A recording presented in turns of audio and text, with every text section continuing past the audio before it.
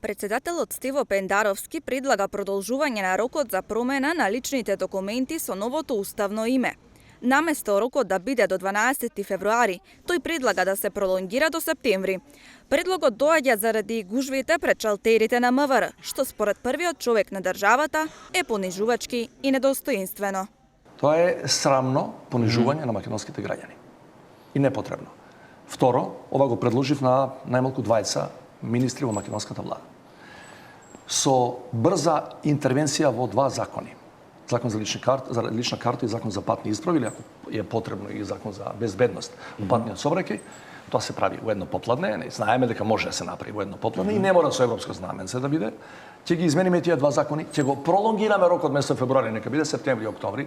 Претходно ќе ги известиме грците, дека немаме намера да бегаме од обврските од Преспанскиот договор. Тоа може да помине. Како не, зашто да не? Па знаете дека грците немаат една единствена табла после гранични премини сменето со Северна Македонија. Зашто? Затоа што им пречи Македонија во тоа сложено име. Че ние со добра волја јавуваме во Брисел. Ова ќе го промениме од технички причини, бидејќи не можеме да стигнеме, на смисла на -10 да ги малтретираме, луѓето чекаат по 5 сати, а утре им велиш дојдете утре или заутре, што кошта? Ќе го промениме, ќе се зачуваме обврската во добра волја. Секоја сериозна држава ги почитува своите обврски. Премиерот Димитар Ковачевски вели дека за него предлогот е прифатлив и председателот Пендаровски најдобро знае бидејќи тој беше вклучен во подготовката, но додаде дека можеби и нема да биде едноставно да се направат законските измени во законите за личните карти и патни исправи, како што изјави Пендаровски.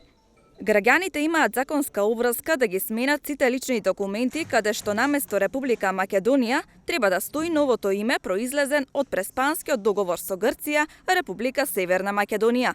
Граѓаните кои не го сториле тоа се должни да сменат лична карта, пасош, возачка дозвола, сообраќајна дозвола и регистарски таблички, бидејќи повеќе старите нема да важат.